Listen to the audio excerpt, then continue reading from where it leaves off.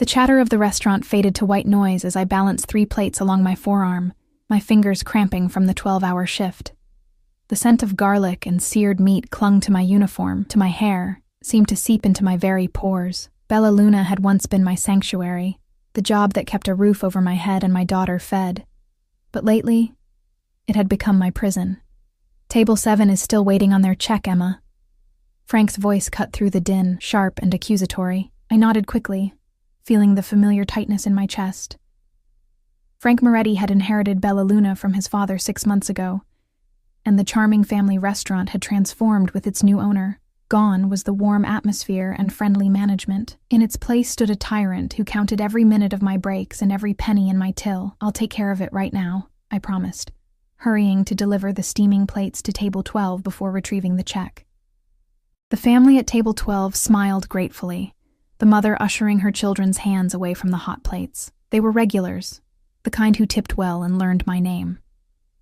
Their kindness was a small mercy in my exhausting day. As I turned to retrieve the forgotten check, I noticed him for the first time. He sat alone in the corner booth, the best seat in the house, with a view of both the entrance and the back exit. Dark suit, impossibly crisp white shirt, no tie. His presence seemed to bend the light in the room, drawing shadows toward him, while simultaneously commanding attention. Not that he seemed to want it. His gaze was steady on a leather-bound notebook before him, his fingers occasionally turning a page, or making a notation with a pen that probably cost more than my monthly rent. I'd never seen him before, yet something about him made my skin prickle with awareness. Perhaps it was the way the other servers gave his table a wide berth, or how Marco, our normally unflappable bartender, personally delivered his drink, something amber in a crystal tumbler. Or perhaps it was the man seated at the bar, facing outward, his attention constantly scanning the room before returning to the corner booth. "Emma!" Frank's voice again, closer now. "What are you staring at? Table 7. I startled, nearly colliding with a busboy. "Sorry, I'm going." As I hurried to retrieve the check, I felt the weight of a gaze on my back. Not Frank's impatient glare, something else, something considering and intent. But when I glanced toward the corner booth, the man's attention remained fixed on his notebook. I was rushing back with Table 7's check when it happened. Frank emerged from his office just as I passed, his thick arm shooting out to grab my wrist. "You're distracted today," he hissed, his fingers digging painfully into my skin. "That's the 3rd table you've kept waiting." "I'm sorry," I whispered, aware of nearby customers turning to look. The humiliation burned hotter than the pain. "We're short-staffed, and Lucia called in sick. Excuses." His grip tightened. "Maybe you need a reminder about who's in charge here." I tried to pull away, feeling the first edge of real fear. Frank had been volatile before, but never physical. The change in him sent ice through my veins. "Frank, please. Customers are watching." His eyes narrowed dangerously. "Then we'll continue this, where they can't see." With a sharp tug, he pulled me toward the swinging kitchen doors. I stumbled after him, trying desperately not to cause a scene. My daughter Lily needed this job, needed the flexible hours that allowed me to take her to school and pick her up afterward. Being a single mother at 26 had taught me to swallow my pride more times than I could count. As we pushed through the doors, the kitchen's heat hit me like a wall. The cooks glanced up, then quickly averted their eyes, a reaction I'd seen too often lately when Frank was angry. They couldn't risk their jobs either. "You've been distracted for weeks," Frank growled, finally releasing my wrist. An angry red bracelet of fingerprints remained. "Late 3 times this month, begging for schedule changes, disappearing to take phone calls about your kid."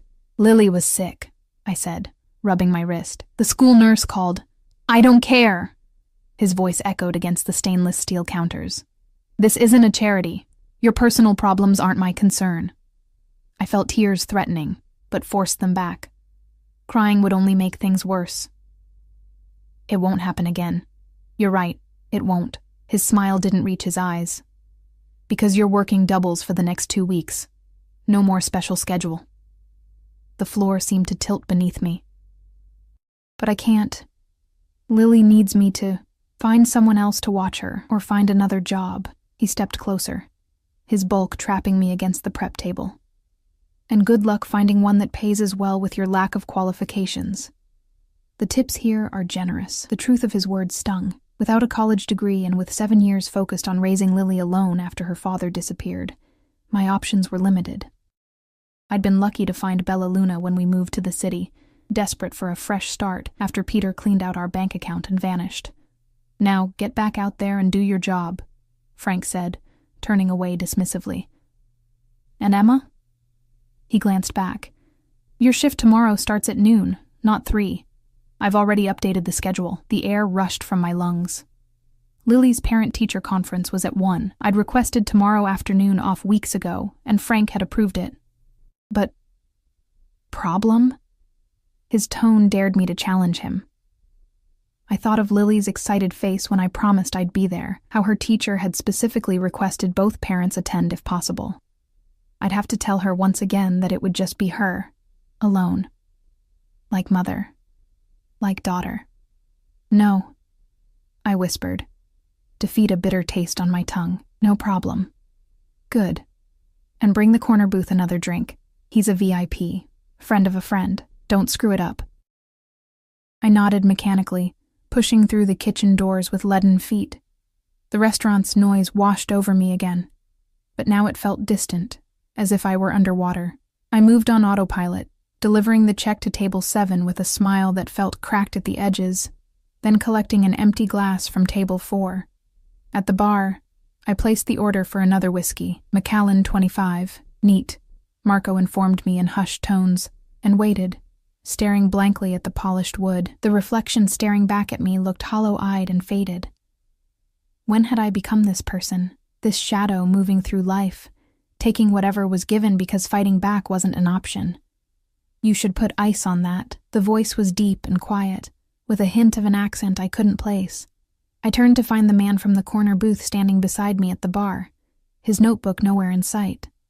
Up close, he was younger than I'd initially thought, maybe mid-30s, with sharp features that would have been harsh if not for the intelligence in his dark eyes. He wasn't conventionally handsome, but there was something magnetic about him, something that commanded attention. He nodded toward my wrist, where Frank's fingerprints were darkening to bruises. It's nothing, I said automatically, tugging my sleeve down. Just an accident. His expression didn't change, but something flickered in his eyes. Is that what he told you to say? I glanced nervously toward Frank's office. I should get back to work. What's your name? He asked, ignoring my attempt to end the conversation. I hesitated, then answered despite myself. Emma. Emma Collins. He didn't offer his name in return, just studied me with that same considering look. How long has he been hurting you, Emma Collins? He doesn't... I stopped, the lie sticking in my throat. It's not what you think. He's under a lot of pressure since taking over the restaurant. That excuses it? No, but... I broke off as Marco approached with the whiskey. Your drink, sir. The man didn't take it. Instead, he asked Marco, how much does she make in tips on an average night? Marco's eyes widened, darting between us. I wouldn't know, sir. Guess. Maybe. 150? 200 on weekends? The man nodded and reached into his jacket. I tensed instinctively, but he merely withdrew a money clip. Peeling off several large bills, he placed them on the bar and slid them toward me. Take the rest of the night off, he said. Go home to your daughter. I stared at the money, more than I'd make in a week, then back at him, fear prickling along my spine. How do you know about my daughter? A ghost of a smile touched his lips. You have a charm bracelet peeking out from under your sleeve. One charm is a small gold L. You've touched it 4 times in the 3 hours I've been watching you. A nervous habit.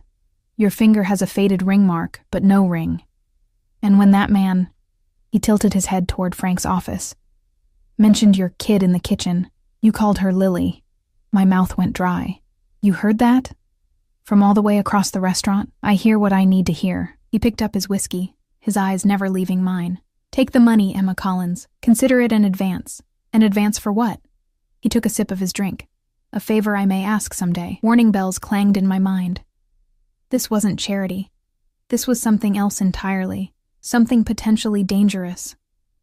I thought of Lily waiting at Mrs. Rodriguez's apartment, probably already in her pajamas doing homework at the kitchen table. I thought of the parent-teacher conference tomorrow that I'd now miss because of Frank's vindictive scheduling. I can't accept this, I said, pushing the money back toward him. I don't even know who you are. You will. He didn't touch the money, and you're going to accept it, because you need it more than I do. Your daughter needs it. The mention of Lily again sent a chill through me. Please don't talk about my daughter. His expression softened fractionally. I mean her no harm, but that man... He nodded toward Frank's office again. He harms you. And what harms you, harms her. I couldn't argue with that logic. Every bruise I hid, every tear I swallowed, affected Lily in ways I tried to pretend she didn't notice. Why are you doing this? I asked. Let's call it a dislike of bullies. His answer came too smoothly, too practiced. Before I could respond, the kitchen doors banged open, and Frank emerged, his gaze sweeping the restaurant until it landed on me. His face darkened as he stormed toward us. Emma, what are you doing bothering our guest? Get back to your tables. I flinched, already stepping backward when the stranger shifted slightly, his shoulder angling between Frank and me in a subtle but unmistakable gesture of protection. She's not bothering me, he said, his voice cooler than before. In fact, we were having a pleasant conversation until you interrupted. Frank faltered, his aggressive stride breaking rhythm. Mr. Russo, I apologize if she was... Russo? The man raised an eyebrow. I think you have me confused with someone else. Frank paled visibly. I'm sorry. I thought Giorgio mentioned... I know Giorgio, the man conceded, but I am not Russo. The exchange meant nothing to me, but it clearly meant everything to Frank, whose entire demeanor transformed from bullying to obsequious in seconds. Of course, sir. My mistake. Can I get you anything else? On the house, of course. You can give Emma the rest of the night off, he said, finishing his whiskey and setting the glass on the bar. With pay. Frank's jaw worked, his eyes flicking between the stranger and me. Sir, we're short-staffed tonight, and she's already agreed to... I wasn't asking. The man's voice remained perfectly pleasant, but something in it made the hair on my arms stand up. It was the voice of someone accustomed to being obeyed. Frank swallowed hard. Of course, sir. Emma, you can go. I stood frozen, unable to process what was happening. Your coat, the stranger prompted gently. Go get your things. Moving mechanically, I headed to the employee locker room, my mind racing. By the time I returned with my purse and worn jacket, the stranger was back at his corner booth, once again absorbed in his notebook. Frank was nowhere to be seen, and Marco gave me a wide-eyed look that clearly advised, go now. I hesitated by the exit, feeling I should say something, thank you, perhaps, or goodbye, to the mysterious man who'd intervened. But as I glanced toward his booth, the man seated at the bar, the one who'd been watching the room, caught my eye and gave an almost imperceptible shake of his head. The message was clear. Leave. I pushed through the door into the cool night air, my legs trembling with delayed shock. Only when I was halfway down the block did I realize I was still clutching the money he'd placed on the bar. I hadn't meant to take it, had even pushed it away, yet somehow it had ended up in my hand. A cab turned the corner, its yellow light glowing in the darkness. I raised my hand to hail it, feeling the weight of unseen eyes on my back. As I slid into the cab's back seat and gave the driver Mrs. Rodriguez's address, one thought echoed in my mind. I didn't even know his name, but he knew mine. He knew about Lily, and something told me our paths would cross again. What I couldn't know then was how that brief encounter would change everything, and how the favor he mentioned would come due sooner than I expected. The cab ride home felt surreal, as if I were floating outside my own body. Streetlights streaked past the window, casting alternating patterns of light and shadow across my hands.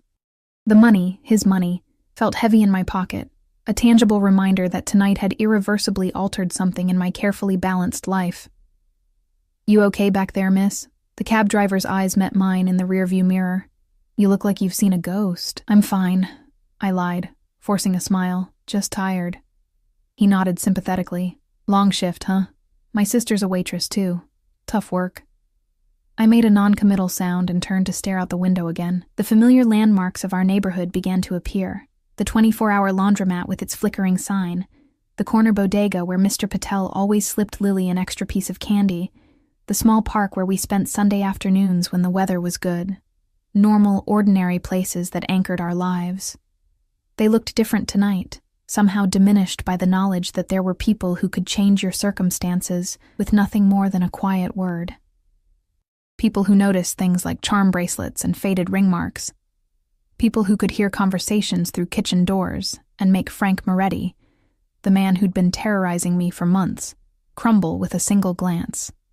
When the cab pulled up in front of Mrs. Rodriguez's apartment building, I overtipped the driver using a bill from my own wallet, not willing to break into the mysterious man's money just yet. The thought of spending it filled me with a vague unease, like accepting a contract whose terms I hadn't read. Mrs. Rodriguez answered her door with surprise written across her kind, wrinkled face. "Emma, you're early tonight. Is everything okay?" "Everything's fine," I assured her, stepping into her apartment that smelled of cinnamon and clean laundry. My shift ended sooner than expected. In the living room, Lily sat cross-legged on the floor, math workbook open on the coffee table, her dark curls falling forward as she frowned in concentration. At 7 years old, she was all skinned knees and determined spirit, so much like me in appearance, but with a quiet resilience entirely her own. My heart squeezed painfully at the sight of her. "Mommy," she exclaimed when she saw me, her face lighting up. "You're home early. Mrs. Rodriguez made empanadas." "I saved you some," Mrs. Rodriguez said, patting my arm. "You look tired, mija. Sit, eat something." I wanted to refuse, to gather Lily and retreat to the safety of our small apartment 2 floors up. But the genuine warmth in my neighbor's eyes made me hesitate. Mrs. Rodriguez had been a godsend since we moved to the building 6 months ago, watching Lily after school when my shifts ran late and charging far less than she should for the service.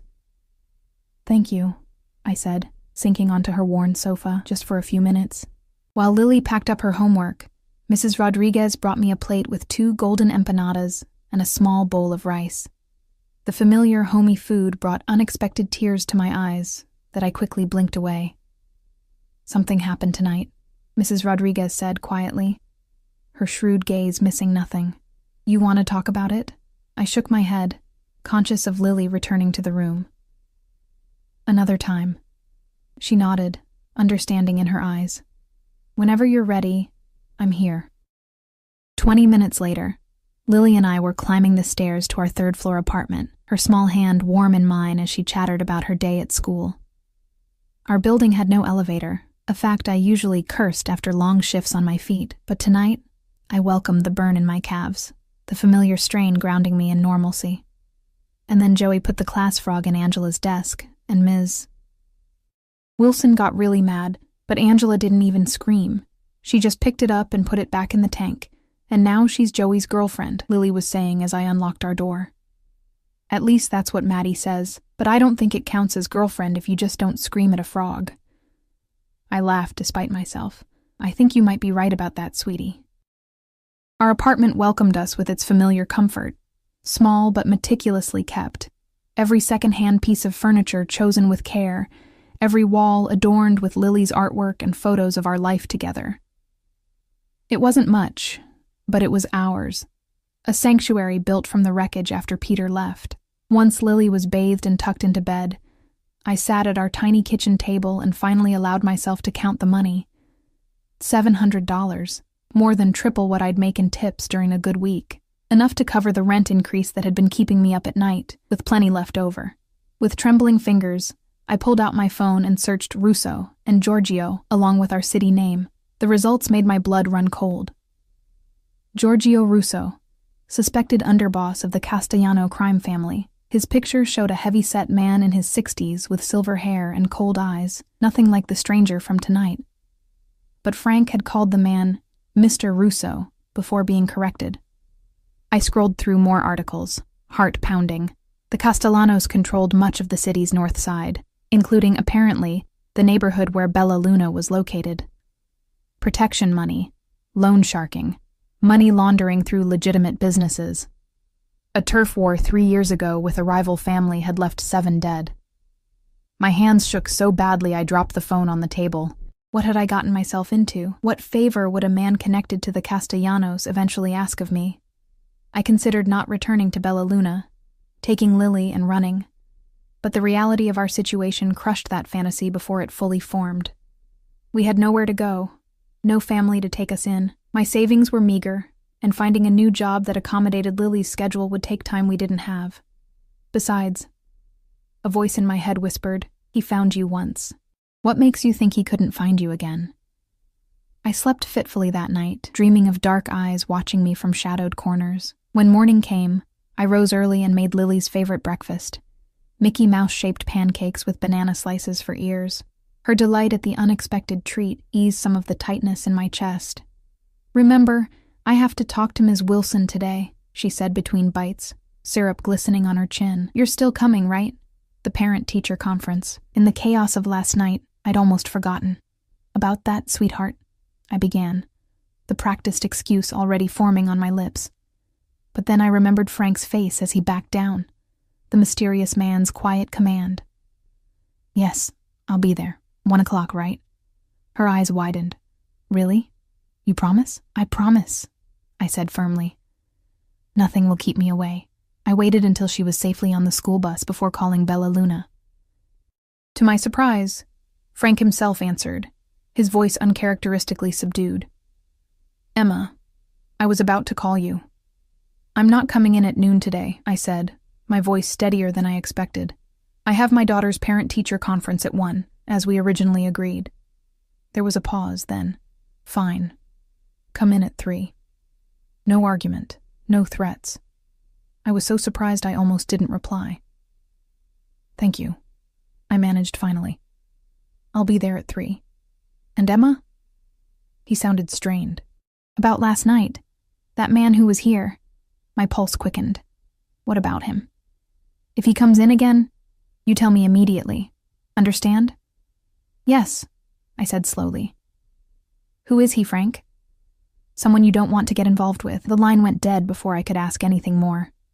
After a morning spent cleaning the apartment and paying bills, including the overdue electric notice that had been giving me nightmares, I dressed carefully for the parent-teacher conference. Nothing fancy, just my best jeans and a blue sweater that brought out my eyes, my hair neatly pulled back. I wanted Ms. Wilson to see a responsible, put-together parent, not an exhausted waitress. The elementary school bustled with activity, other parents coming and going from their own conferences. Lily sat on a bench outside her classroom, swinging her legs nervously until she spotted me. Her face lit up, and she ran to me with a force that nearly knocked me backward. "You came," she whispered fiercely, burying her face against my stomach. "I promised, didn't I?" I stroked her hair, fighting back a wave of guilt at how little it took to make her happy. How many times had I broken similar promises because of work? Ms. Wilson greeted us warmly, inviting us to sit in the 2 adult-sized chairs facing her desk. She was younger than me by a few years, with a gentle demeanor that Lily adored.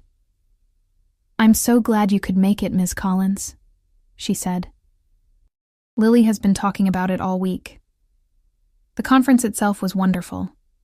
Ms. Wilson had nothing but praise for Lily's academic progress and creativity, though she gently suggested that Lily could be more willing to participate in group activities. "She's a bit of a loner," Ms. Wilson explained, "very self-sufficient, which is admirable, but I'd like to see her form more friendships." I nodded, thinking of how Lily had learned early to entertain herself during my long shifts, to be content with her own company. Another weight of guilt to carry. "Is she happy, though?" I asked. "Overall?" Ms. Wilson's smile was kind. "She's one of the happiest children in my class, Ms. Collins. You're doing a wonderful job with her." Those simple words nearly undid me. I blinked rapidly, not trusting myself to speak.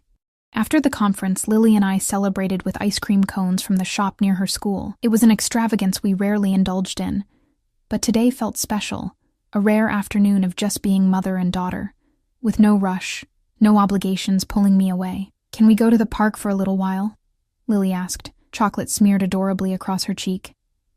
I checked my watch. I had just enough time before my shift. 20 minutes, okay? Then I have to get ready for work. Her face fell slightly but quickly brightened. I'll take it. The small neighborhood park was busy with after-school children, mothers chatting on benches while kids climbed and swung and chased each other across the wood-chip-covered ground. Lily headed straight for the swings, her favorite. "Push me, Mom," she called, and I obliged, savoring her giggles as she soared higher. I was so absorbed in the moment that I didn't notice the black SUV parked across the street or the man watching us from behind tinted windows. Not until Lily pointed and asked, "Mom, why is that man taking pictures of us?" My head snapped up. A man with a professional-looking camera stood near the park's entrance, lens aimed in our direction. As soon as our eyes met, he lowered the camera and turned away, walking briskly toward the waiting SUV. "Wait here," I told Lily, my protective instincts flaring. I hurried after him, fear and anger propelling me forward. "Hey, what do you think you're doing?" He didn't answer, just quickened his pace. He was almost to the SUV when its rear door swung open. The man slipped inside, but before the door closed again, I caught a glimpse of the passenger, dark suit, white shirt, piercing gaze, the man from Bella Luna. Our eyes met for the briefest moment before the door slammed shut and the SUV pulled smoothly into traffic, leaving me standing on the sidewalk, heart hammering against my ribs. "Mom?" Lily called from the swings, her voice small and uncertain. "Who was that?" I turned back to her, forcing a reassuring smile. "No one, sweetie. Just someone who got the wrong park." The lie tasted bitter on my tongue. But what could I tell her? That a man connected to the mob had given me money, had his associate photograph us, knew where we lived and where she went to school? On the way back to our apartment, I kept Lily close, checking over my shoulder every few steps. My mind raced with possibilities, each more terrifying than the last. Was he watching me? Following me? Why? What did he want? By the time we reached home, my nerves were frayed to breaking. I helped Lily change into play clothes and set her up with a coloring book at the kitchen table while I got ready for work, my movements mechanical as my thoughts spiraled. I should call the police, but what would I say? A man gave me money and then I saw him in a car? He hadn't threatened us, hadn't done anything illegal that I could prove. And if he really was connected to the Castellanos, would involving the police put us in more danger? As I changed into my Bella Luna uniform, a horrifying thought struck me. What if Frank had told him about my complaints to the previous owner? About how Frank was mismanaging the restaurant, skimming from the register? What if this mysterious man was here to take care of a problem employee? The thought made me physically ill. Mrs. Rodriguez arrived to watch Lily, and I hugged my daughter tightly before leaving. "Be good, okay? I'll be home as soon as I can." "Are you okay, Mom?" Lily asked, her young face serious. "You look scared." My daughter, always too perceptive for her age. "Just tired, baby. Nothing for you to worry about." But as I hurried to the bus stop, dread settled like a stone in my stomach.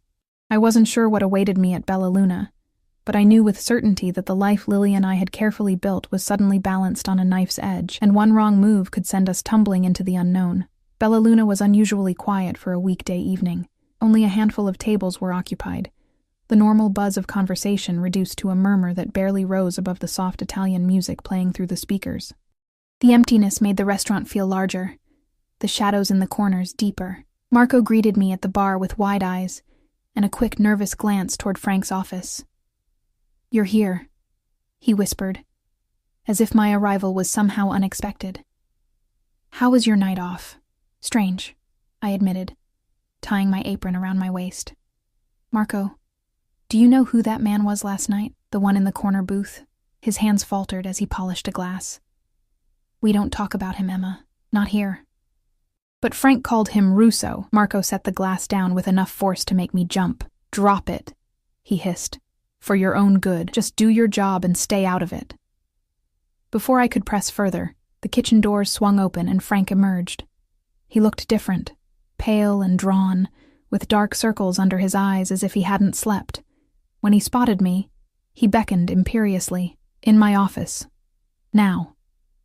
I followed him, conscious of the other servers watching with poorly disguised curiosity. Frank's office was small and cluttered, dominated by a desk buried under invoices and liquor catalogs. He closed the door behind us and lowered the blinds on the small window that overlooked the dining room. "Sit," he ordered, gesturing to the chair across from his desk. I perched on the edge, back straight, hands folded in my lap to hide their trembling. "If this is about yesterday, I—" "Shut up and listen." Frank sank heavily into his chair, running a hand over his face. "I've been told to offer you a new position."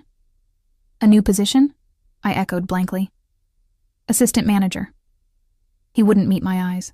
"More money, regular hours, 9 to 5, Monday through Friday. No weekends, no holidays." I stared at him, certain I'd misheard. "But why?" "Does it matter?" Frank snapped. "It's a promotion. Most people would say thank you." The pieces fell into place with sickening clarity. "He told you to do this, the man from last night." Frank's jaw tightened. "The position comes with benefits, health insurance, paid vacation. There's a company apartment included, 2-bedroom, in a better neighborhood, closer to your kid's school." My blood turned to ice. He knew where Lily went to school. He'd been there just hours ago, watching us. "I don't understand," I said, my voice barely audible. "Why would he do this? What does he want from me?"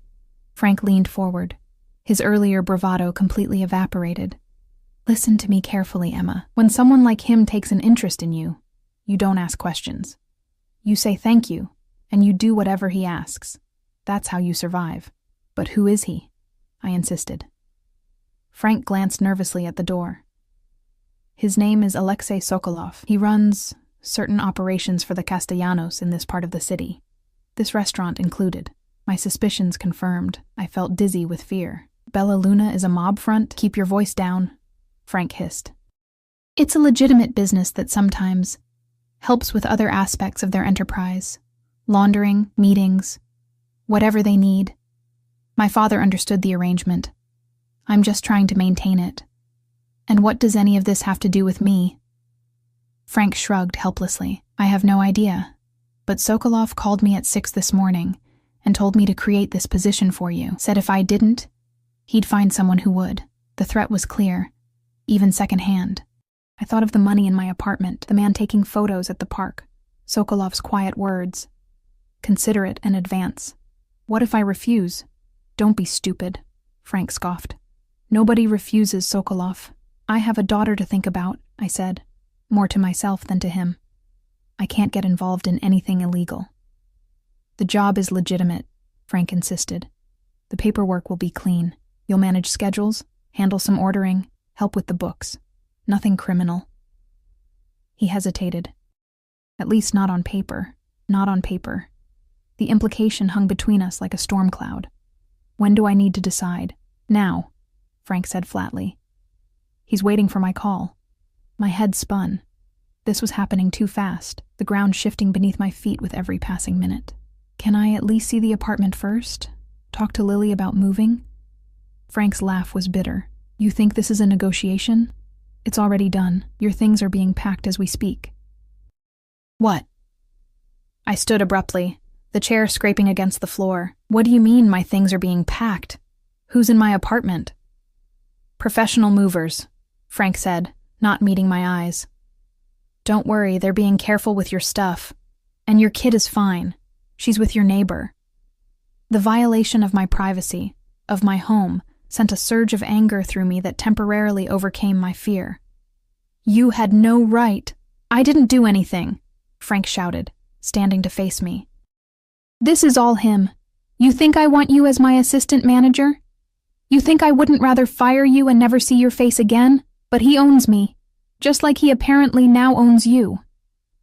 We stared at each other across the desk, both breathing hard.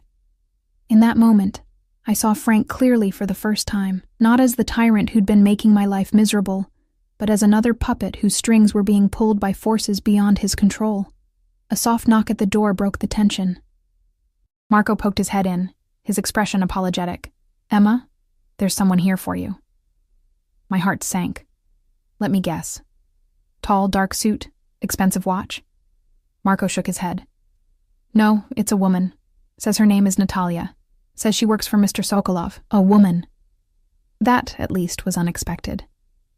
I smoothed down my uniform and followed Marco into the dining room, where a striking woman in her 40s waited near the hostess stand. Her sleek black bob and impeccably tailored pantsuit exuded efficiency and authority.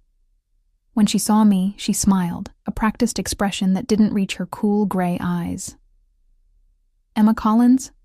Her accent was similar to Sokolov's, but lighter, more Americanized. "I'm Natalia Petrova. Mr. Sokolov sent me to help with your transition." "My transition," I repeated numbly.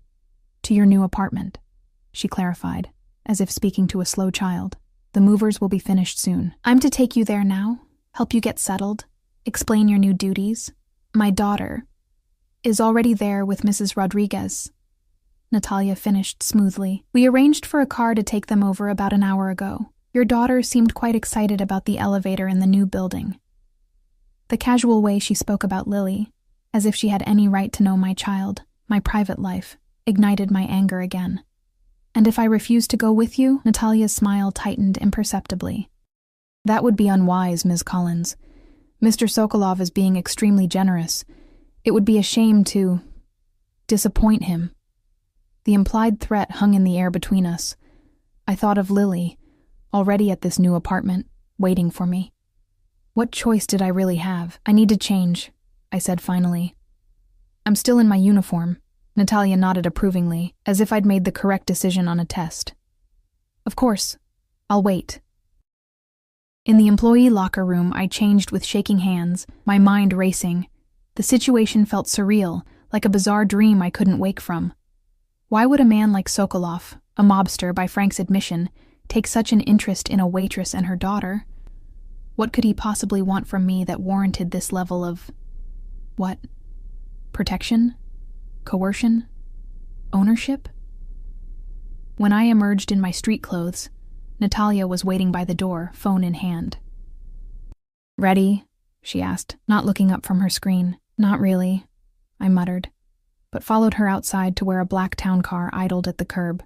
The driver, a broad-shouldered man with a close-cropped beard, opened the rear door without a word.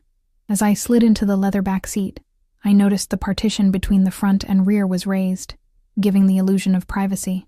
"Nice car," I said as Natalia settled beside me, more to break the silence than anything. "Mr. Sokolov believes in quality," she replied, her tone neutral. "He only associates with the best." I turned to look at her directly. "Why me, then? I'm a waitress with an associate's degree and more debt than savings. I'm hardly the best at anything. That's not for me to discuss." She tapped on the partition, and the car pulled smoothly into traffic. The drive took us across town to a neighborhood I rarely visited. Not quite the wealthy Upper East Side, but several steps above anywhere I could normally afford. The apartment building was modern and well-maintained, with a uniformed doorman who nodded respectfully to Natalia as we entered the lobby. "Good evening, Ms. Petrova. Everything is ready for Ms. Collins." "Thank you, James." She led me to the elevator, swiping a key card to access the upper floors. "You'll get your own card tomorrow. For now, the doorman will let you in and out." "So I'm a prisoner," I said flatly. Natalia raised an eyebrow. "Hardly. You're free to come and go as you please, but Mr. Sokolov values security for those in his employ." The elevator opened directly into a spacious apartment that made my modest two-bedroom look like a closet in comparison. Floor-to-ceiling windows offered a stunning view of the city skyline. The living room was furnished with elegant but comfortable pieces, and the open kitchen gleamed with stainless steel appliances I'd only dreamed of owning. "Mom!" Lily's excited voice rang out as she raced down the hallway, Mrs. Rodriguez following at a more sedate pace. "Have you seen my bedroom? It has a window seat, and there's a desk for homework with a lamp shaped like a unicorn." I forced a smile, gathering her into a hug, while making eye contact with Mrs. Rodriguez over her head. My neighbor's expression was concerned, but resigned, as if she'd already guessed more than I'd told her. "It's certainly a lovely place," she said carefully. "Lily's been exploring every inch." "Mrs. Rodriguez was a big help with the move," Natalia interjected smoothly. "She'll be compensated generously for her time, of course." "That's not necessary," Mrs. Rodriguez protested, but Natalia was already pressing an envelope into her hands. "Mr. Sokolov insists. The car downstairs will take you home whenever you're ready." It was a dismissal, thinly veiled as courtesy. Mrs. Rodriguez hesitated, clearly reluctant to leave me alone with this woman and whatever situation I'd fallen into. "It's okay," I assured her, squeezing her hand. I'll call you tomorrow. After a tight hug and a whispered, "Be careful, mija," she left, leaving me alone with Lily and Natalia in this beautiful, terrifying new reality. "Why don't you show your mother your room while I order dinner?" Natalia suggested to Lily, who eagerly grabbed my hand and pulled me down the hallway. Lily's room was like something from a catalog. Soft pink walls, white furniture, and yes, a window seat piled with cushions. Her few possessions had been carefully arranged on shelves and in drawers, her beloved stuffed elephant prominently placed on the bed. "Isn't it amazing, Mom?" she gushed, twirling in the center of the room. "And Ms. Natalia says there's a pool in the building. Can I take swimming lessons?" The innocent request broke my heart. How many times had Lily asked for swimming lessons, only for me to explain that we couldn't afford them? Now, suddenly, we were living in a luxury apartment with access to amenities I could never have provided on my own. At what cost? "We'll see, baby," I said, stroking her hair. "We need to talk about all this. It's happening very fast." Her face grew serious, suddenly looking older than her 7 years. "Are we in trouble, Mom? Is that why we had to move so quickly?" "No, sweetheart. I struggled to find words that wouldn't frighten her. "It's a new opportunity for us, a better job for me, a nicer place to live, but it's a big change, and I want to make sure you're okay with it." "I like it here," she said simply. "And you look less tired already, out of the mouths of babes." I hugged her tightly, breathing in the familiar scent of her strawberry shampoo. "As long as we're together, we'll be fine," I promised, wishing I felt as confident as I sounded. When we returned to the living room, Natalia was ending a phone call. "Dinner will be here in 20 minutes, she announced. "Lily, there's a TV in the den with streaming services set up. Why don't you pick a movie while I talk to your mother?" Once Lily was settled with a remote bigger than her hand, Natalia led me to the kitchen island, where 2 glasses of red wine waited. "I don't drink when my daughter's awake," I said automatically. Natalia looked faintly amused. "1 glass won't impair your parenting abilities. Besides, you look like you need it." She wasn't wrong. I took a reluctant sip. It was excellent wine, rich and smooth, probably worth more than I made in tips on a good night. "Let me be direct," Natalia said, leaning against the counter. "You're wondering why Alexei has taken such an interest in you. Why the apartment, the job, the special treatment." The thought had crossed my mind, I said dryly.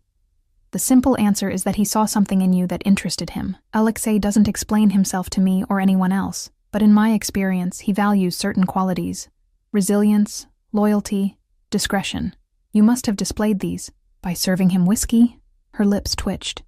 "By standing up to an abusive employer while still protecting your daughter. By refusing his money initially. By maintaining your dignity in difficult circumstances." I thought of the photographs at the park, the background check that must have preceded this move. He had me investigated, of course. Natalia sipped her wine calmly. "Alexei leaves nothing to chance. Your ex-husband's abandonment, your struggle as a single mother, your excellent work record before Frank Moretti took over the restaurant. All of it painted a picture of someone who might be useful." "Useful for what?"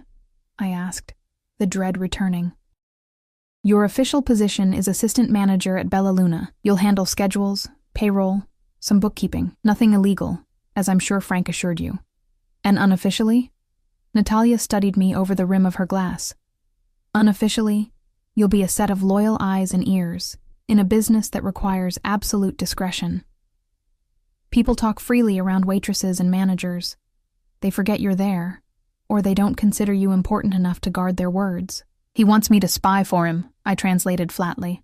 "Information is valuable in Alexei's world," she confirmed. "More valuable than money, sometimes. You'll report directly to me, and I'll relay anything significant to him." I set my barely touched wine down with a decisive click. "And if I refuse? If I take Lily and leave tonight?" Natalia's expression didn't change, but her voice cooled several degrees. "Then the generous salary, the apartment, the health insurance that would cover your daughter's asthma medications, all of it disappears, and Alexei would be disappointed." The threat wasn't even veiled this time. I thought of the photographs again, the knowledge of Lily's school, our routine. The message was clear. There was nowhere we could go that he couldn't find us. "I don't have a choice, do I?" I said quietly. We all have choices, Emma. Natalia's voice softened unexpectedly. But some are harder than others. For what it's worth, I've worked for Alexei for 15 years. He can be demanding, even harsh, but he rewards loyalty generously and he keeps his word. If you do as he asks, your daughter will want for nothing. Her education, her future, all secured. The doorbell rang before I could respond. Natalia straightened, businessman's mask sliding back into place. That will be dinner. We can continue this conversation tomorrow. Your first day at your new position begins at 9. As she went to answer the door, I stood frozen in the beautiful kitchen of my beautiful new prison, watching my daughter laugh at something on the television in the other room. In less than 24 hours, our entire lives had been uprooted and rearranged at the whim of a man I'd met only once. A man who, despite Natalia's reassurances, clearly expected something in return for his generosity, something worth far more than serving drinks or overhearing conversations. I just didn't know what it was yet. The next morning arrived with disorienting brightness. The luxurious blackout curtains in my new bedroom had kept out every trace of dawn, leaving me to wake in a panic when the unfamiliar alarm clock flashed 7:30 a.m. For a moment, I didn't know where I was. The king-sized bed, the plush carpet under my feet, the ensuite bathroom with marble countertops all felt like a hotel, not home. Reality crashed back as I heard Lily's footsteps pattering down the hallway, followed by her delighted discovery of the fully stocked refrigerator. "Mom, there's chocolate milk." I pulled on a robe I'd found hanging in the walk-in closet, not mine, but perfectly my size, and padded into the kitchen to find Lily already helping herself to breakfast. The fridge and pantry had been stocked with all our usual brands, plus luxury items we normally couldn't afford. Someone had studied our shopping habits very carefully. "Slow down, honey," I cautioned as she gulped the chocolate milk. "We have plenty of time before school." She wiped away her milk mustache with the back of her hand. "Do I take the same bus from here?" The question gave me pause. I hadn't considered the logistics of getting Lily to and from school from our new location. Before I could formulate an answer, my phone chimed with a text message from an unknown number. "Car will take Lily to school at 8:15. Driver's name is Dimitri. He will pick her up at 3 Mounds and bring her to Bella Luna. Ms. Rodriguez has been arranged as after-school care until you finish your shift." As if summoned by the message, there was a knock at the door. I approached cautiously, checking the peephole to find Natalia standing in the hallway, immaculate in another perfectly tailored suit, tablet in hand. "Good morning," she said briskly when I opened the door. "I trust you slept well?" "Like the dead," I admitted. The bed had been sinfully comfortable, though my dreams had been troubled. She swept past me into the apartment. "Excellent. We have much to cover before you start at Bella Luna." She spotted Lily at the kitchen counter, and her businesslike demeanor softened fractionally. "Good morning, Lily. Are you excited for school today?" Lily nodded shyly. "I like your shoes," she said, pointing to Natalia's sleek black heels. A ghost of a smile touched Natalia's lips. "Thank you. Perhaps we'll get your mother some like them." She turned to me, all business again. "You should get dressed. There's a suitable wardrobe in your closet. The black pantsuit and blue blouse would be appropriate for your first day." I bristled at being told how to dress, but swallowed my pride. "I'll just help Lily get ready first." "No need. I'll assist her while you shower," Natalia said, setting her tablet down. "We want to make a good impression on your first day, yes?" The way she said "we" made it clear this wasn't a request. I glanced at Lily, who seemed perfectly comfortable with Natalia's presence, already chattering about her classroom hamster as she finished her cereal. My shower was quick, but luxurious, the water pressure and temperature perfect, the high-end shampoo and body wash making me feel pampered despite my unease.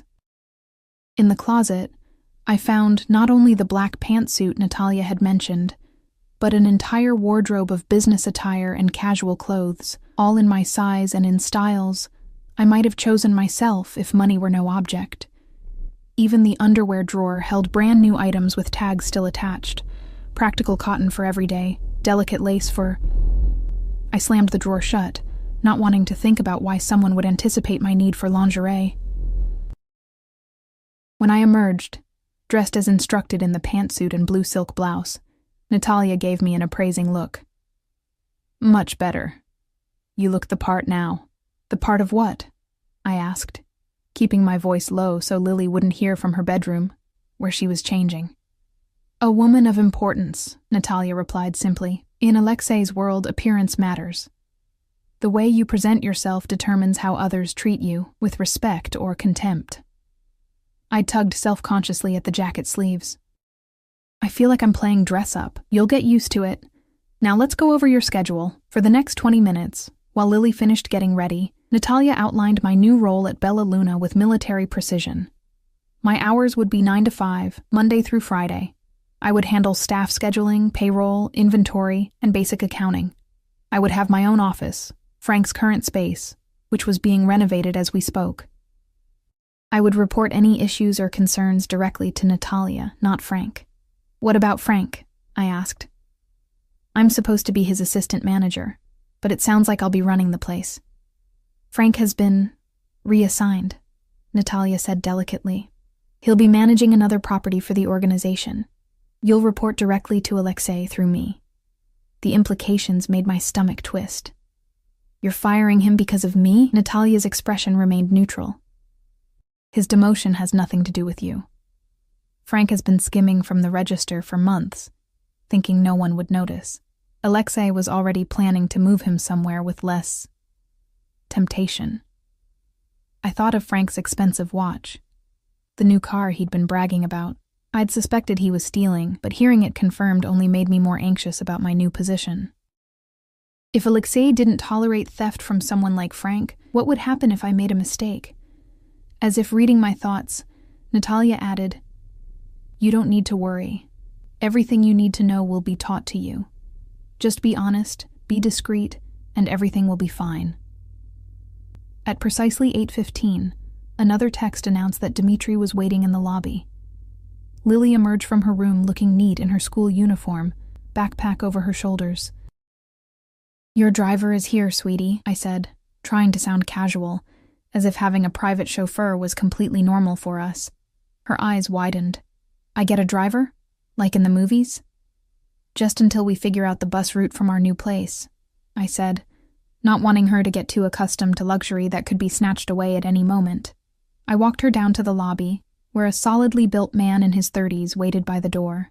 His dark suit and impassive expression marked him as another of Sokolov's employees, but when he saw Lily, his stern face softened slightly.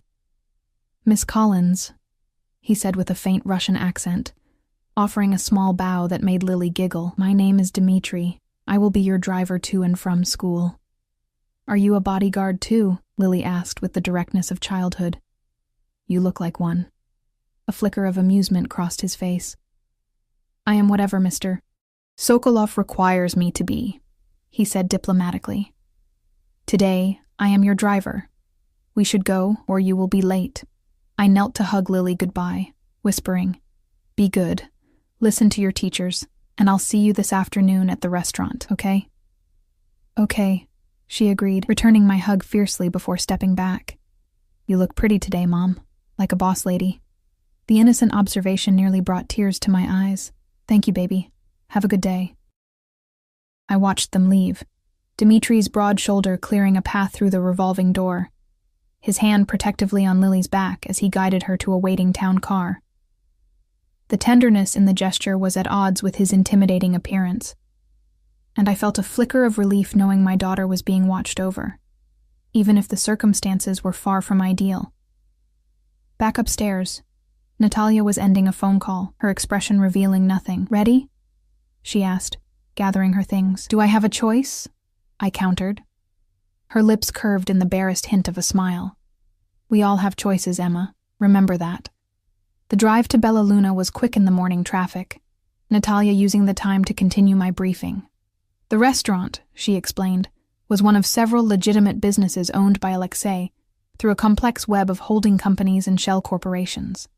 While it functioned as an actual restaurant, and a profitable one at that, it also served as a meeting place, a front for certain financial transactions, and occasionally, a neutral ground for negotiations with rival organizations. Your job is to run it as a restaurant, she emphasized. The other aspects are not your concern unless Alexei specifically involves you.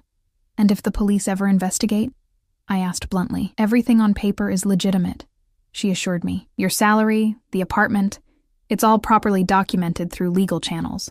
You're simply a restaurant manager who's been given a generous compensation package. It sounded plausible enough on the surface, but I wasn't naive. And what about Lily? Is she safe in all this? Natalia's expression softened fractionally. Children are off limits in our world, Emma. It's one of the few universal rules. Besides, Alexei has arranged special protection for her. Dmitri is not just a driver. He's one of our best security personnel.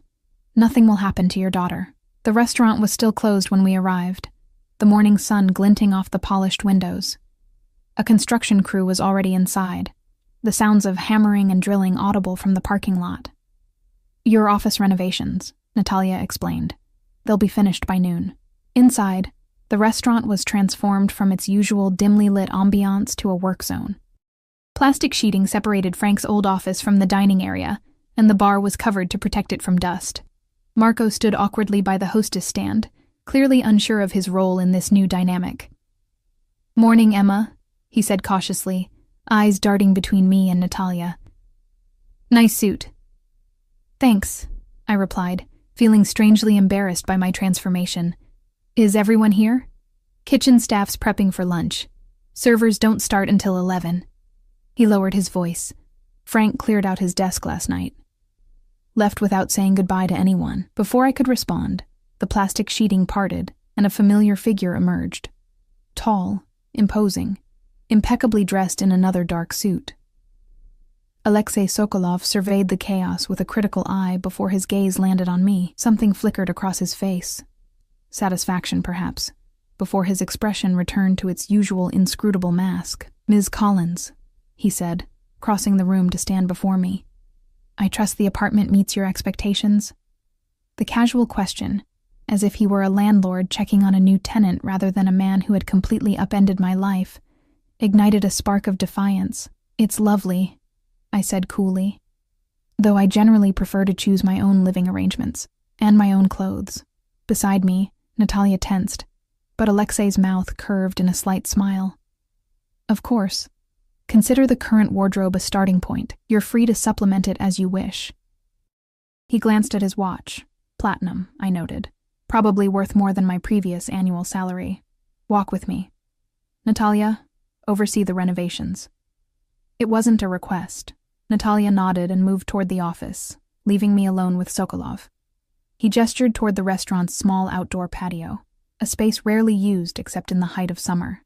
To my surprise, it had been transformed overnight, the worn furniture replaced with elegant wrought iron tables, the cracked concrete now covered with terracotta tiles, and potted plants creating privacy screens around the perimeter.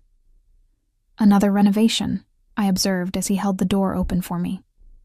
"Bella Luna has been neglected for too long," he replied, guiding me to a table in the corner where a coffee service waited. Frank's father understood the value of appearances. Frank, unfortunately, was more concerned with immediate profit. He poured coffee for us both, his movements precise and elegant.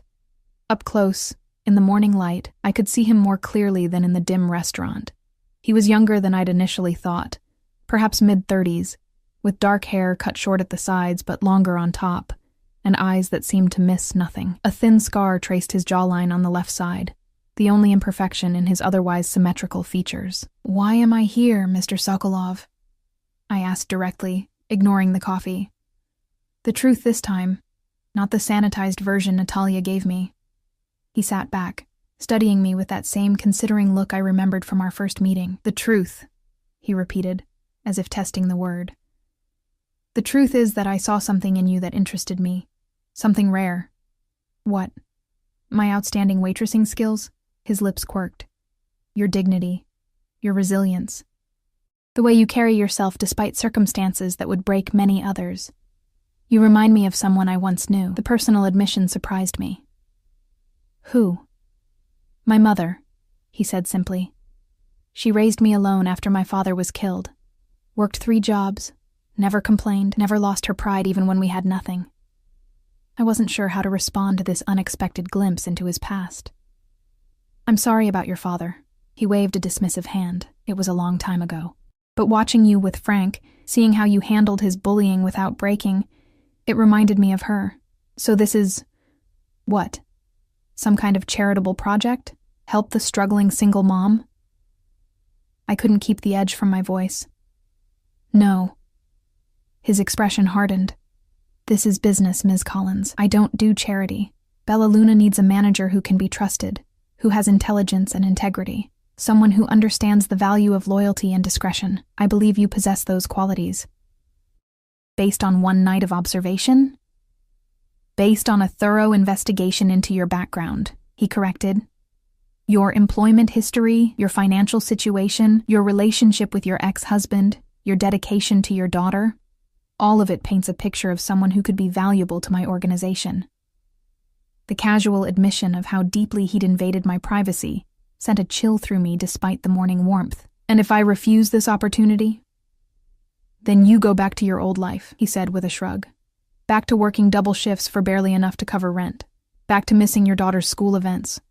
Back to counting pennies for medication she needs. His words hit like physical blows because they were true. Before I could respond, he continued, his voice softer but no less intense. Or you can accept the position. Good salary, good benefits, regular hours that allow you to be there for your daughter, a secure home in a safe neighborhood. The only requirement is loyalty and discretion. And spying for you, I added. Reporting conversations, watching for… what, exactly? Information. He sipped his coffee calmly. People speak freely around restaurant staff, especially those they consider beneath their notice. Politicians, businessmen, rival organizations. They all dine here occasionally. All I ask is that you pay attention and report anything that might be relevant to our interests. And how would I know what's relevant? Natalia will guide you initially.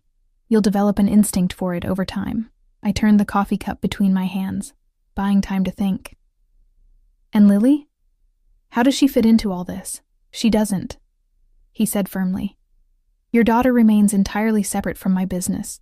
She goes to school, comes home, lives a normal life.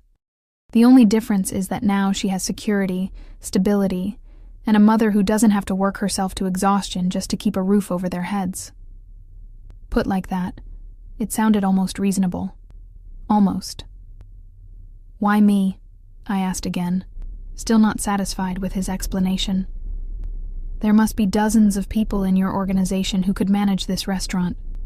People you already trust. Something flickered in his eyes. A hesitation, perhaps. Or a calculation. Trust must be earned, Ms. Collins. You have certain qualities that make you suitable for this position. In time, you may be entrusted with more responsibility if you prove worthy of it. More responsibility in the restaurant or in your other businesses, I challenged. His smile was enigmatic. That depends entirely on you. Before I could press further, the patio door opened and Natalia appeared.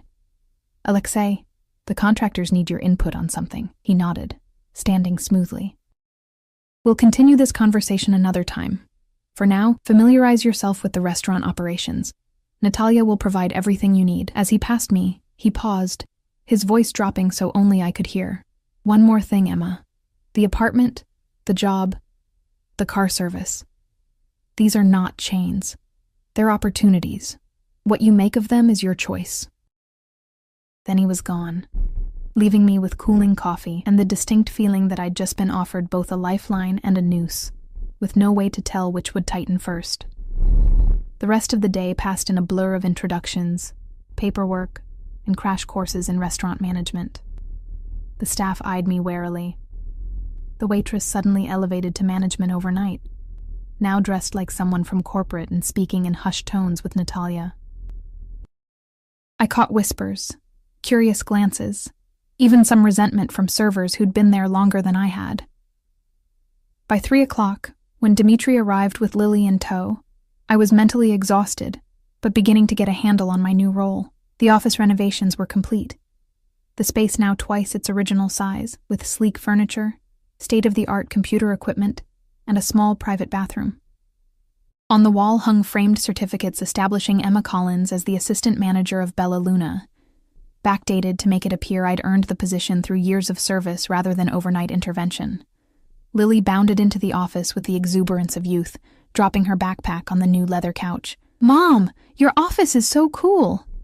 She spun in place, taking in the transformation. "And Dimitri let me sit in the front seat." I raised an eyebrow at Dimitri, who lingered in the doorway with an almost sheepish expression. "She asked very politely," he explained, "and I had the child lock engaged." "Can I do my homework here?" Lily asked, already pulling out her math workbook. "Mrs. Rodriguez is in the kitchen teaching the cooks how to make real empanadas." I blinked in surprise. "Mrs. Rodriguez is here?" Dimitri nodded. "Mr. Sokolov hired her as a consultant for the new menu items, authentic, home-style cooking, he called it. Another piece of my old life, neatly absorbed into this new one. I wasn't sure whether to feel comforted or disturbed by how thoroughly Sokolov was intertwining himself in our world. As the afternoon wore on, I gradually settled into a rhythm, reviewing inventory lists and staff schedules, while Lily colored quietly on the couch, occasionally asking for help with homework. It was, ironically, the most time I'd spent with her on a weekday in years. Usually she'd be with Mrs. Rodriguez until my late shift ended, often already asleep when I finally made it home. By closing time, I'd made progress on organizing the chaotic bookkeeping system Frank had left behind, and had drafted a new server rotation that would distribute the lucrative weekend shifts more fairly. It felt good to use my business degree, even in this limited capacity. Skills I'd thought would never be relevant again after dropping out of my MBA program when I became pregnant with Lily. Natalia appeared in my doorway as I was shutting down the computer. "Ready to go home? The car is waiting." Home. The word caught me off guard. The luxury apartment wasn't home. Not yet, maybe not ever. But Lily seemed to have adapted to our new circumstances with the resilience of childhood, already chattering about a play date with a classmate who lived in our new building. As we walked through the now empty restaurant toward the exit, Natalia's phone chimed. She checked it, her expression revealing nothing. "Change of plans. Alexei would like to join you for dinner." My steps faltered. "Tonight? Where?" "At your apartment," she replied, as if it were the most natural thing in the world. "He's already there." The thought of Sokolov in our space, even if it was technically his space, sent a jolt of anxiety through me. "I'm not prepared for guests. There's no food. Everything has been arranged," Natalia cut in smoothly. "You need only arrive." As we stepped outside into the cool evening air, I saw not the usual town car, but a sleek black Mercedes idling at the curb, Dimitri standing by the rear door. Natalia guided us toward it, her hand light but insistent on my lower back. "Remember what I told you," she murmured, as Dimitri helped Lily into the back seat. "Alexei rewards loyalty generously. This dinner is important." "Important how?" I whispered back, an edge of panic in my voice. Her enigmatic smile offered no comfort. "You'll see." As the car pulled away from Bella Luna, I couldn't shake the feeling that I was being driven not toward a simple dinner, but toward some kind of test, one whose parameters and consequences remained maddeningly unclear. The drive back to the apartment seemed both endless and too brief. Beside me, Lily chattered excitedly about her day, oblivious to the tension radiating from my rigid posture. Dimitri's eyes occasionally met mine in the rearview mirror, his expression unreadable. "Who's coming to dinner?" Lily asked as we pulled up to our building, the doorman already moving to open our door. "Mr. Sokolov," I said, trying to keep my voice light. "He's my new boss." "Is he nice?" A loaded question with no simple answer. "He's complicated," I settled on finally, "but you don't need to worry about anything. Just be your wonderful self." The elevator ride up felt like ascending to a judgment. Natalia had left us at the restaurant, saying she had other matters to attend to, but her parting words echoed in my mind. This dinner is important. When the doors slid open directly into our apartment, the first thing that struck me was the smell. Rich, savory aromas that made my mouth water despite my anxiety. The second was the sound of someone moving in the kitchen, the soft clink of glassware and the gentle sizzle of food cooking. "Hello?" I called, instinctively placing myself in front of Lily. "In the kitchen," came Sokolov's voice. surprisingly casual. I exchanged a confused glance with Dmitri, who merely shrugged before stepping back into the elevator. "I'll pick up Lily at 7:45 tomorrow," he said as the doors closed, leaving us alone with whatever scene awaited in the kitchen. Holding Lily's hand, I moved cautiously through the apartment. The dining table had been set with elegant simplicity. Fine china, crystal glasses, linen napkins folded into perfect triangles. A bottle of wine breathed in a decanter at the center, and soft classical music played from the hidden speakers I hadn't even known existed in the apartment. But the real surprise awaited in the kitchen, where Alexei Sokolov, the man I'd mentally categorized as a dangerous, calculating mob boss, stood at the stove, sleeves rolled up to his elbows, stirring something in a sauté pan. He'd shed his suit jacket and tie, and a dish towel was casually draped over one shoulder.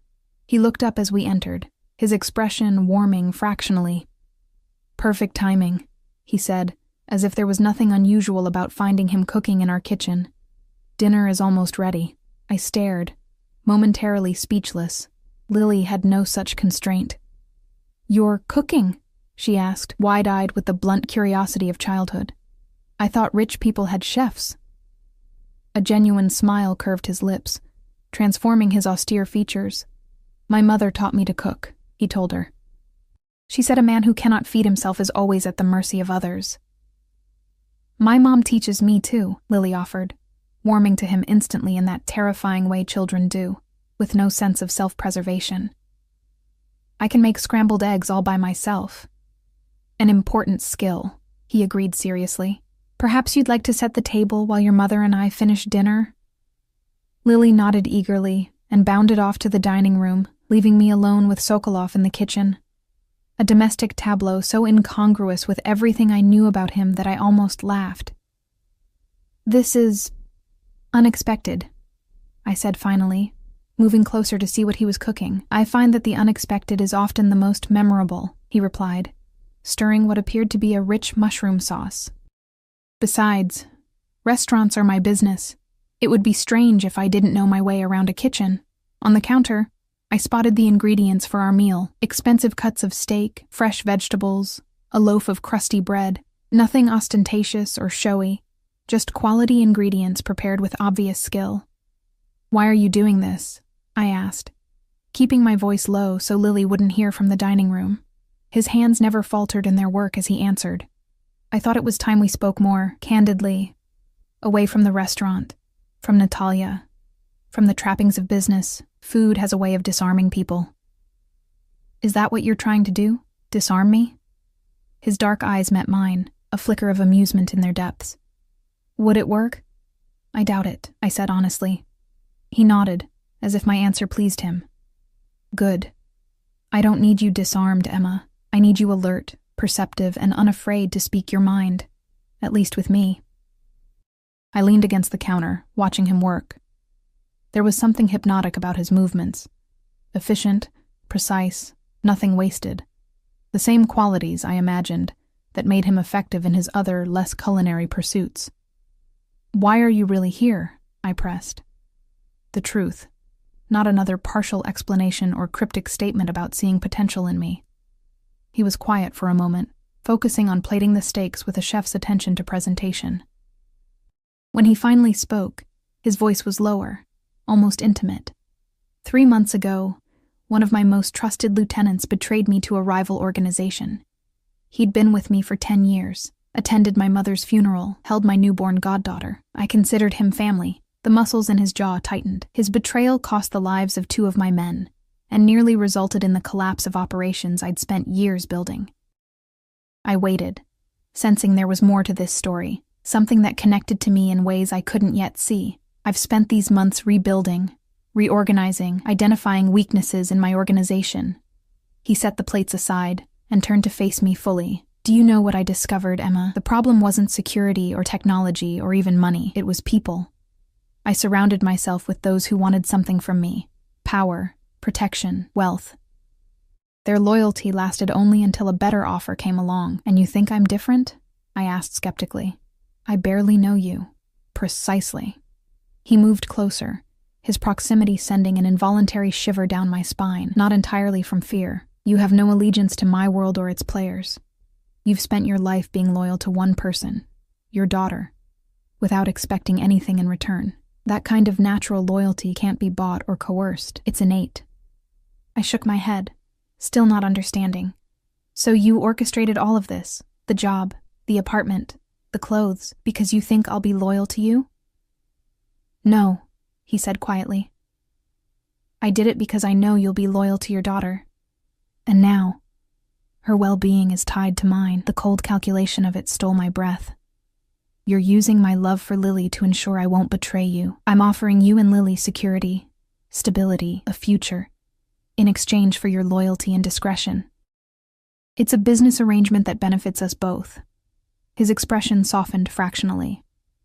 I'm not threatening her, Emma. I would never harm a child. I'm simply acknowledging the reality that your primary motivation in life is her welfare. You don't know anything about me, I whispered, anger building beneath my fear. I know you graduated with honors in business administration before dropping out of your MBA program when you became pregnant. He countered smoothly. I know your ex-husband emptied your joint account and disappeared 3 days after you told him about the baby. I know you worked through your pregnancy, took 6 weeks of maternity leave, and have been working double shifts ever since to give Lily everything she needs. Each accurate detail of my life from his lips felt like an invasion. Stop. I know that despite everything, you've never been late on Lily's school tuition, even when it meant skipping meals yourself. I know you read to her every night, even after 16-hour shifts. I know you've sacrificed everything for her without complaint or bitterness. His voice had grown softer, almost gentle. That kind of strength, that kind of loyalty, it's rare, Emma, and valuable. Dinner's ready, Lily called from the dining room, breaking the tension that had built between us. Sokolov stepped back, his professional mask sliding back into place. We should join her. The food will get cold. Dinner was a surreal experience. Sokolov transformed in Lily's presence, his usual intensity giving way to a relaxed charm that drew her out of her shell. He asked about her school, listened with genuine interest to her stories about the classroom hamster, and somehow extracted more information about her day than I typically managed. By dessert, a decadent chocolate cake that had Lily's eyes widening in delight, she was completely won over, giggling at his understated jokes and proudly showing him her charm bracelet. The L is for Lily, she explained, pointing to the charm he'd noticed on my wrist that first night. Mom has a matching one. She says as long as we have these, we're always connected, even when she's working late. Sokolov's eyes met mine across the table, something unreadable in their depths. A beautiful sentiment, he said quietly. After dinner, when Lily had been tucked into bed with a new storybook that had mysteriously appeared on her nightstand, Sokolov and I returned to the living room. He poured 2 glasses of cognac from a crystal decanter that I was certain hadn't been there that morning. She's a remarkable child, he said, handing me a glass. You've done an exceptional job raising her alone. Thank you, I said stiffly, accepting the drink, but not drinking, though I'm sure you knew that from your thorough investigation into my life. He acknowledged the barb with a slight tilt of his head. Information and understanding are different things. Files tell me facts, not the strength of character it takes to build a life from nothing. Is that what you did? Built your life from nothing? A shadow passed over his face. In a manner of speaking, my father was killed when I was 12. A business dispute, you might say. My mother brought me to America with nothing but the clothes we wore and her determination to give me a better life. The parallel to my own situation with Lily wasn't lost on me. And yet, you chose a life in the same world that killed your father. I chose power, he corrected. When you grow up powerless, watching your mother suffer humiliation and hardship because she has no protection, you learn that in this world, there are predators and prey. I decided early on which I would be. The naked honesty in his words was disarming. And which am I in your world, predator or prey? Neither, he said after a thoughtful pause. You're something far more rare and valuable. A potential ally with integrity. I laughed bitterly. Integrity? You've basically forced me into working for your criminal organization by exploiting my love for my daughter. I've offered you a legitimate job with exceptional compensation. he countered. Everything on paper is legal. What you know, what you suspect about my other businesses, that's between us. And if I went to the police? His expression didn't change, but the temperature in the room seemed to drop several degrees. With what evidence?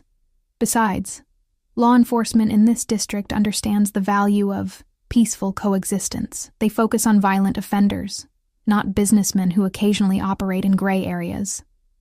The implicit threat beneath his reasonable tone wasn't lost on me. I set down my untouched cognac. What do you really want from me, Alexei?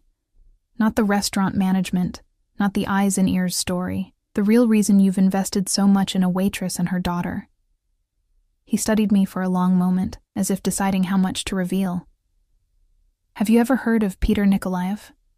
The name sent an electric shock through my system. My ex-husband's name was Peter Collins. Yes, it was, he agreed. After he changed it from Nikolaev, before he met you, before he became the charming sales representative who swept you off your feet, Peter was an accountant for the Baranovsky family, rivals of mine in certain enterprises. He embezzled nearly $2 million from them and disappeared. My mind reeled with this information. That's impossible. Peter wasn't... He couldn't have... He was very good at creating new identities.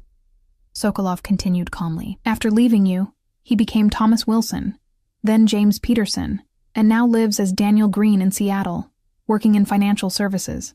How long have you known this? I demanded, anger rising through my shock. How long have you known where he was? I discovered his connection to you 6 months ago, when one of my associates spotted him at a conference. The resemblance between him and Lily is... striking. His gaze was steady on mine. I've been observing you since then, trying to determine if you were involved in his schemes, or merely another victim. And now you've decided I'm a victim. So what? You're rescuing me? The irony was too bitter to swallow. Out of the goodness of your heart, out of pragmatism, he corrected. Peter Nikolaev stole from dangerous people. The Baranovskys haven't forgotten or forgiven. They've been tracking him for years, and they're getting close. When they find him, they'll look into his past, including you and Lily. Cold fear washed through me. They would come after us, but we have nothing to do with whatever he did. They're not known for their discernment, Sokolov said dryly. But as it happens, you do have something to do with it. The money Peter stole, some of it is in your name. What? I gasped. That's not possible. I never had access to that kind of money. We lived paycheck to paycheck, not in accounts you know about, he explained. Before he left, Peter established several offshore holdings in joint names, holdings the Baranovskys are still searching for. To them, you're either his accomplice or leverage to use against him. My head spun with the implications. So all of this, the job, the apartment, the protection, it's because you think I'm in danger from these people? Or because you think I can lead you to the money? Both, he admitted with surprising candor. I need to find those accounts before the Baranovskys do. And yes, offering you protection serves my interests as well as yours. If they found you, they might discover information I'd prefer they didn't have. Information about your operations, I concluded. So I'm just a pawn in your war with these people. You're a civilian caught in the crossfire, he corrected. I'm offering you a way out that benefits us both. You help me locate the accounts Peter established. I ensure you and Lily remain safe, and you keep a legitimate, well-paying position regardless of the outcome. I stood abruptly, pacing to the window that overlooked the city lights. This is insane.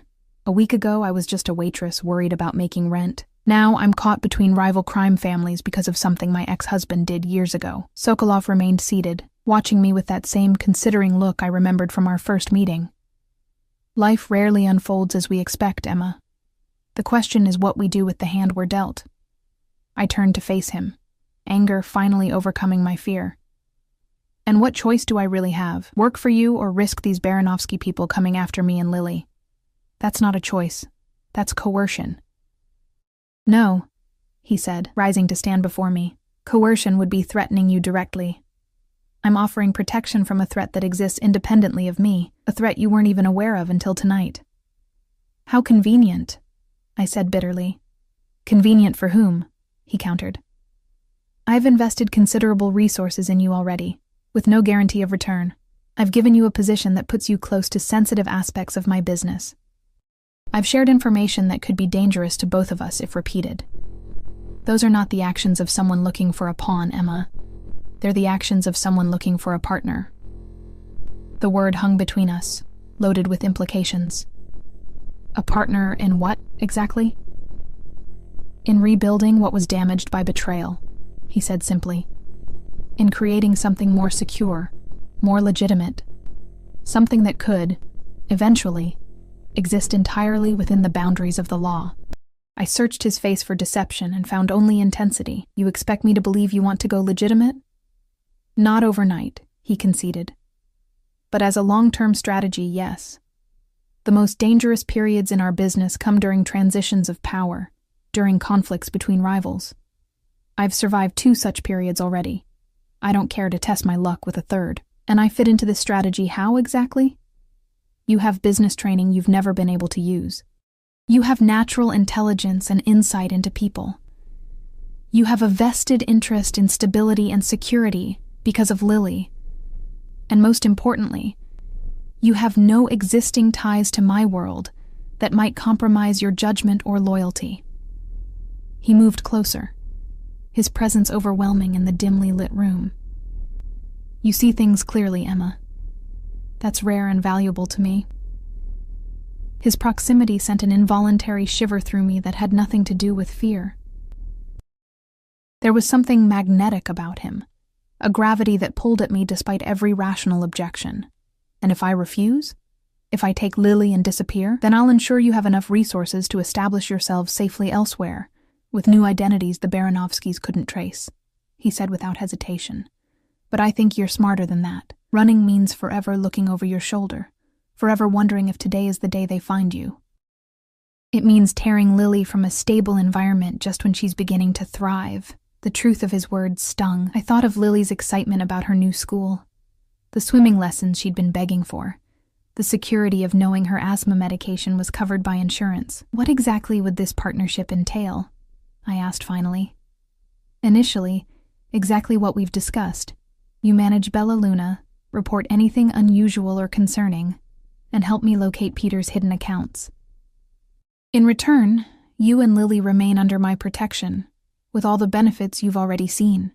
And after that, if we find these accounts, he smiled, a genuine expression that transformed his austere features. After that, we assess your strengths and interests. Perhaps you finish your MBA. Perhaps you take on management of additional legitimate businesses in my portfolio. The possibilities are extensive. And my involvement with the less legitimate aspects, limited to what you're comfortable with, he promised. I'm not asking you to become something you're not, Emma. I'm asking you to use your existing skills in a context that rewards them properly. I studied him, trying to reconcile the dangerous man I knew he was with the surprisingly reasonable person standing before me. Why do I feel like I'm making a deal with the devil? His smile turned wry, perhaps because the line between devil and guardian angel has always been thinner than most people care to admit. We were standing close now, the tension between us shifting into something more complex than fear or distrust. I could smell his cologne, something subtle and expensive, and see the faint lines at the corners of his eyes that suggested he smiled more than I'd yet witnessed. I need time, I said finally, to think about all this. Of course. He stepped back, giving me space. Take the weekend. Spend time with Lily. Consider the alternatives realistically, not idealistically. I'll expect your answer Monday morning. As he gathered his jacket and prepared to leave, a question that had been nagging at me finally surfaced. You said I remind you of your mother. Is that really why you're doing all this? Some kind of, I don't know, psychological transference? He paused at the door, his expression unreadable in the half-light. My mother died protecting me, Emma. She stepped in front of a bullet meant for me when I was 22. If there's any transference, as you put it, it's not that I see her in you, it's that I see in Lily what my mother saw in me. A child worth any sacrifice. The raw emotion in his voice caught me off guard. I'm sorry, I said softly. Don't be. Her choice made me who I am. His composure returned as quickly as it had slipped. Remember that when you make your decision. Every choice reshapes not just our lives, but the lives of those connected to us. With that, he was gone, leaving me alone in the beautiful apartment with my thoughts and the lingering scent of his cologne. The weekend passed in a blur of normalcy that felt surreal after the revelations of Friday night. I took Lily shopping, to the park, to a movie she'd been wanting to see. We swam in the building's pool, baked cookies in our gleaming kitchen, and explored our new neighborhood. Through it all, I watched for signs of surveillance, either Sokolov's people or, more worryingly, these Baranovskys he'd warned me about, but saw nothing obvious. Sunday night, after Lily was asleep, I sat at the dining table with a legal pad, methodically listing my options. I could run, taking Sokolov's offer of resources and new identities. I could go to the police, though without evidence, and with Sokolov's warnings about their peaceful coexistence with his organization that seemed both dangerous and futile. Or I could accept his offer, the partnership, the protection, the careful dance along the edges of legality. As the night deepened, my thoughts kept returning to something Natalia had said on that first morning. We all have choices, Emma. Remember that. By dawn, my decision was made. Monday morning arrived with crystalline clarity. I dressed carefully in one of the elegant suits Sokolov had provided, applied subtle makeup, and arranged my hair in a sleek twist. The woman in the mirror looked confident, composed, capable.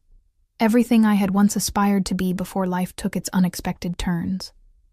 After dropping Lily at school, Dmitri waiting patiently by the car, his presence now oddly reassuring, I directed him to take me not to Bella Luna, but to the address Sokolov had given me Friday night, his private office in a nondescript building downtown. Natalia met me in the lobby, her expression revealing nothing as she escorted me to the elevator. "He's expecting you," was all she said as the doors closed behind us. Sokolov's office was a study in understated power, spacious without being ostentatious, the furniture clearly expensive but not showy. The man himself stood at the window overlooking the city, turning as we entered. "Emma," he said, his voice warming slightly, "right on time." Natalia melted away, closing the door behind her with silent efficiency.